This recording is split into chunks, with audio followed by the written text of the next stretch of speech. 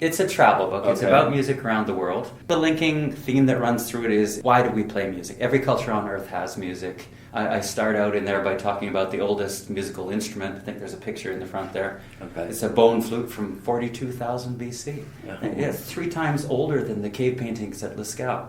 So everybody plays music. But why? Why does it have this powerful hold over us? So I traveled all over the world. I looked at a lot of the brain research, and there's some really interesting things coming out about what's going on in the brain when we're listening to music and kind of what's its core function. Because you have to realize that music for most of our history was not like music today, where we've got an icon up on stage and everybody worships him and listens patiently. It was a real community event, which I see all over the world in the African drumming and things like that. As opposed to being spectators, they're participants. Absolutely. And everybody sings and plays something or dances. I would think that movement, actually physically moving, brings a certain joy. It becomes addictive, I would guess. Yeah.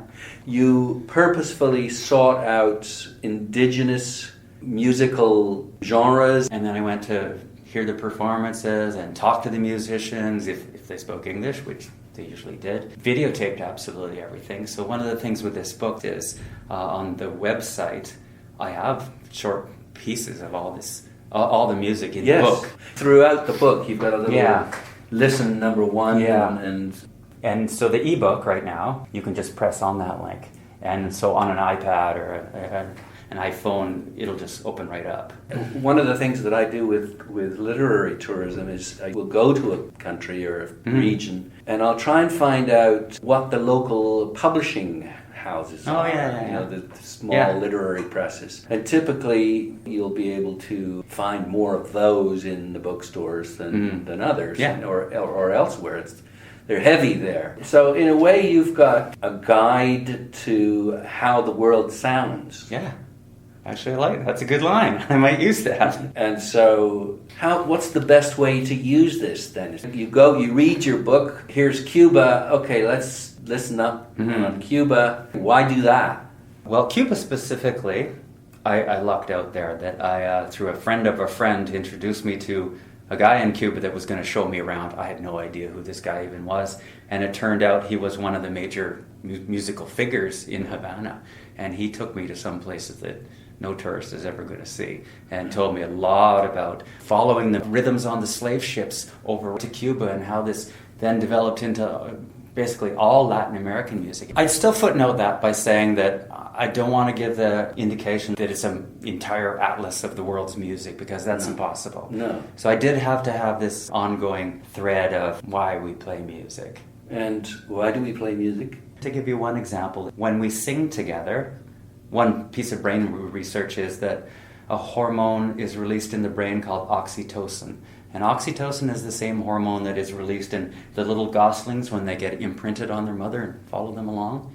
So it's a hormone that exists in humans too. It exists when a mother gives birth to her infant, and they're both little brains are gushing with this oxytocin. It seems to bond us together. Glue. And so, like a glue, exactly. It really is a physiological thing happening in our brain. That music just draws us together. Even if we're listening to a completely, you've got your kind of music in Cuba, but if you go over to Norway, they got their kind of music. How does the glue work there? You mean if I'm listening to their music? Well, no, let's say I'm Cuban and I'm listening to Norwegian music. Is that going to produce a bunch of oxytocin in my brain? I would think it might take a little more work, but I think it could be there. I went to Africa, to Ghana. There's slave forts right on the coast there. And then I heard some of the drumming there, and then when I went to Cuba, I thought, that's the same. And I said this to Alberto, and he goes, yeah, you're absolutely right. That came over on the slave ships. Yeah. That exact rhythm. It's connecting continents, yeah, too, absolutely. isn't it? It can migrate. So what about things like place? If a literary tourist loves libraries, used antiquarian bookstores, goes to writers' festivals, if you love music, what do you do? First of all, I would say that probably more than half of the performances in that book were not planned on my part. I was just somewhere and the music just happened. I was telling a story this morning of being in Ireland, of course, and I went to a pub and I thought, well, there'll probably be some music tonight. And I asked the guy, there's going to be some music tonight, and he kind of looked at me like I was an idiot. There's always music. Right. And it was just the local guys coming in with their little tin penny whistles and things, and it was absolutely fantastic. So pubs, concert halls, festivals. I went to a Celtic music festival on the Isle of Lewis, way out in the Outer Hebrides off Scotland. And that was anything from local performers to some of the old bands like the Waterboys. I don't know if you're going to remember them. And yeah, it's Celtic music of all different types. And people coming from, there was a band there from Australia, but doing their kind of version of Celtic music. I think this had happened to me traveling before I ever really glommed onto the idea of this book, is that everywhere I went, there was music. Yeah. Whether I went searching for it or not, it kind of appeared. Now, what about the actual writing? Your travel articles have appeared in National Geographic, New York Post, the Walrus, Globe and Mail. When you're writing about a place, do you have a kind of a way of absorbing it? The idea that by writing about a place, you, either in fiction or nonfiction, obviously you get to understand it a bit better. So what's your process? Lots of notes, take pictures, lots of videotape. I might take some video of a musical performance, and that's kind of my A roll that I know I'm going to use. But then I walk down the street and take all kinds of just random video of other things. And when I look at it later, I can see the color of a wall, or I can see what the bicycles look like, or what the clouds in the sky look like. And I use all of that in my writing. You document it. Absolutely. I'm thinking of how the group of seven sort of went out to the Algonquin Park and did their little version and took that back to the studio. In a way, you're taking a quick look, and you're not relying on your memory then. No, I do, as I said, take a lot of notes, but other things. So I've got the sounds on the videotape, and that's not just the sounds of the music, it's the sounds of the traffic and the languages. I'm fascinated by languages. I remember one of the best compliments I got was from an elderly guy. He was probably 80 years old, and I knew his daughter, and she brought me over. You got to meet my dad. He's reading your book, and he creaked out of his chair, and he said, "Oh, you're Glenn Dixon. I'm in Turkey right now," he said. And to me, that was the perfect compliment. So that's what I'm aiming for. You took him there. Bringing the reader right along with me. Right. Yeah. So how do you do that? How do you take someone to that place? How do you take the reader there? I think a lot of it is the sense data, not just visually, but the sounds and the smells. Maybe even things like, I can remember an instance where I think it was in Bali. There was a lot of cinnamon colors on the temples. And I didn't say the cinnamon colored temples, but I think I used that later somehow. A sunset, maybe I called it a cinnamon sunset. And so I'm kind of like cross-pollinating different ideas. The cinnamon has all the color and a smell and a taste. I'd also say that I talk a lot with the people that live there. I know Marcello is exactly like this. We kind of tell our stories through the people that are there and our interactions with the people. And that's what seems to work the best. So maybe I'm the central narrator running through it, but you read any chapter in that book and you'll see that I'm talking to someone else. And it's their words. And what do you ask them? It depends what we're talking about, but in this case it's a lot to do with the musical performances. Like who's great on the local scene? Who's great on the local scene. Or I remember, so this guy in Cuba, for example, Alberto, we were in a place called a rumba, which is not like a rumba in ballroom dancing. It is the rhythms from the slave trade that's been played on, wooden boxes and things like that in Cuba for 200 years. And I kind of pointed out to him that on what I was seeing in front of me was the drummers were black and the singers were white. And I just pointed it out because I'm looking for information. And he turned to me and said, in Cuba, music doesn't have a skin color. Of course, I'm jumping on my notebook, and there's a line I'm going to use, right? Yeah. Well, I mean, that's how great novelists work too, of course. They sit around cafes and they eavesdrop. Yeah, capture the real thing. You've got a theme, you've got a focus, and then it's sort of questioning and observing as much as you can. Yeah. So how does all of this help you understand the place better?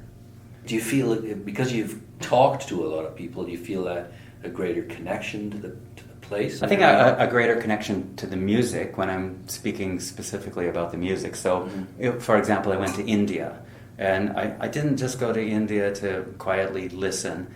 I went online and I looked for a place where I could take sitar lessons. Kind of had George Harrison in the back of my mind, you know, the Beatles thing. Just for like a month or 3 weeks? Yeah, that was about 3 weeks, yeah. He was in Varanasi, which is the holy city, and he was right on the Ghats, which are those platforms on the Ganges River. He was back maybe 20 meters from there. And his family had been musicians so far for 400 years. And he was showing me the sitar. I'm a guitar player, so I thought, that won't be too hard. I don't know, there's nothing the same at all. So most of it consisted of him playing and telling me about Indian classical music, which is very complex and very sophisticated. And I don't think I would have got half of that out of a book.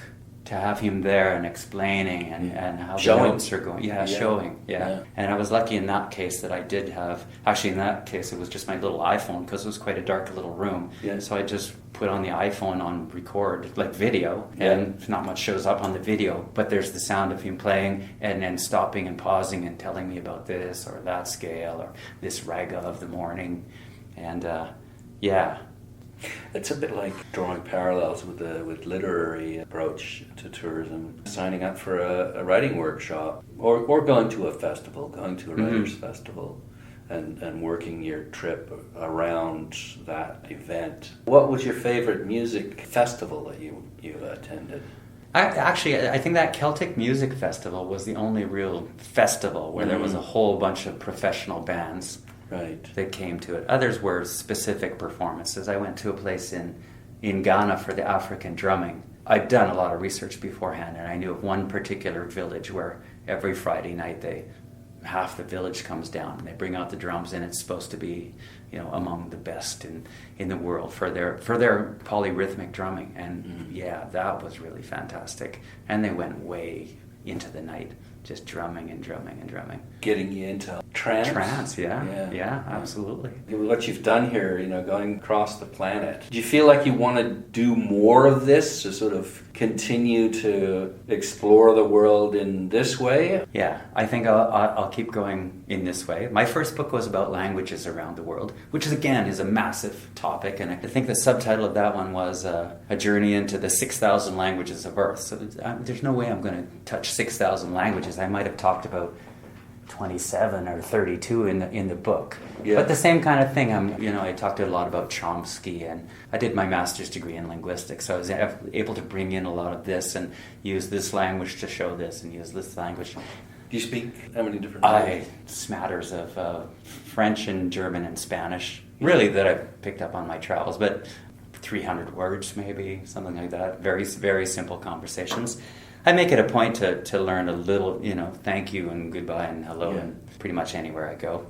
Any connections between the sound of the languages and the sound of the music? Absolutely. That was a big thing in this book, is that they are almost like two sides of the same coin. There's a lot of research in evolutionary terms. They're kind of two branches of the same tree. It's both of them are the auditory cortex, right? So in language, now we're so enmeshed in text on the page. But for most of our history, it was simply spoken, right? So it was entirely auditory. And same thing for music. It was entirely auditory. So there's a lot of overlap. So that was one of the fascinating things about this book. I'm just thinking of Bruce Chatwin's songlines. Songlines, yeah. And the way they basically discovered the territory and measured it using song. Yeah. Shows you how central it is to survival. Yeah. And that's exactly what I was after in this book. If every culture has music, and every culture that ever existed has music, why? It's not like opposable thumbs, or it's not like standing upright or cooking fires. Yeah. Why? Well, what's its survival mechanism? As I said, I think where people are going, and there's still lots of research to be done, but there's really come a long way in the last 4 or 5 years, I'd say.